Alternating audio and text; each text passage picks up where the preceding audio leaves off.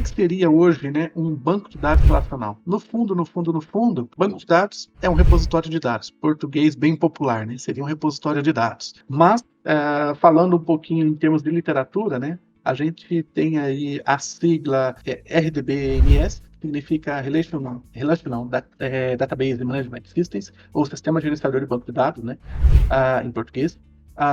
Esse sistema gerenciador de banco de dados, normalmente, o usuário, né, ou nós, desenvolvedores, nós precisamos optar por pelo menos um deles, né, mínimo um deles, quando nós vamos iniciar os nossos desenvolvimento. Eu diria para vocês assim, hoje no mercado nós temos aí, né, muito forte Oracle, PostgreSQL, SQL Server, que é o pau a pau, né, em termos de utilização de mercado com Oracle. Acredito que hoje a gente tem aí 40 pelo menos em percentual do mercado de utilização.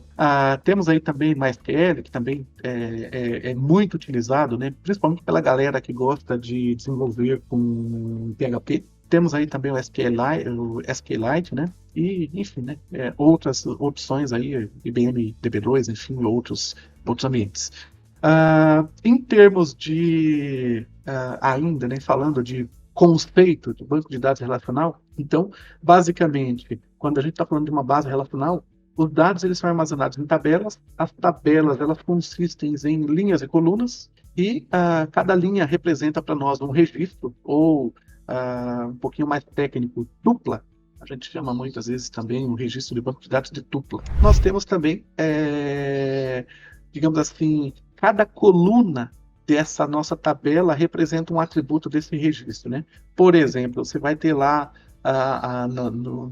no teu estudo, por exemplo, a modelagem de uma pessoa. Vou modelar, por exemplo, os dados da pessoa.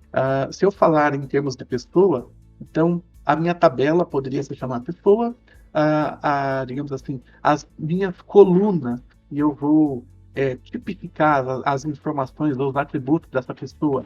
Poderia ser, né, por exemplo, aqui no Brasil, né, acredito que tem uma galera que seja de Portugal, mas falando aqui do Brasil, eu teria CPF, o nome, é comum, independente, né? Se é brasileiro, se é, se é de Portugal, enfim, se é de outra nacionalidade. Sobrenome, RG, documento de passaporte, por exemplo, número de passaporte, e assim por diante, né? N outras informações relacionadas à pessoa. Tudo isso seriam as colunas da minha tabela, e juntando a minha configuração das colunas com os registros que serão inseridos, eu teria a minha linha de dados aí dentro da minha tabela de banco de dados. Aí, logicamente, que ainda dentro desse conceito, né, a gente teria as chaves primárias, chaves estrangeiras dentro da minha tabela, para identificar, por exemplo, falando em termos de documento da pessoa, por exemplo, eu vou exemplificar, no caso do Brasil novamente, o CPF seria a chave única, a minha primary key, que identifica exclusivamente que o Gauter ele é único dentro desse banco de dados. Foreign key, por exemplo, poderia se identificar os meus documentos numa segunda tabela, né? Sei lá, o meu passaporte, o meu sei lá, certidão de nascimento, forever, documentos pessoais, né, que a pessoa possa ter.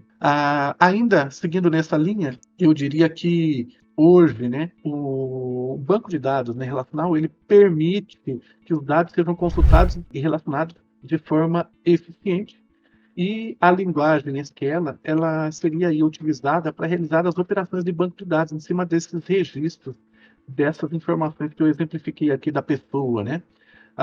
E o banco de dados relacional, ele normalmente ele é escalável verticalmente. O que isso quer dizer?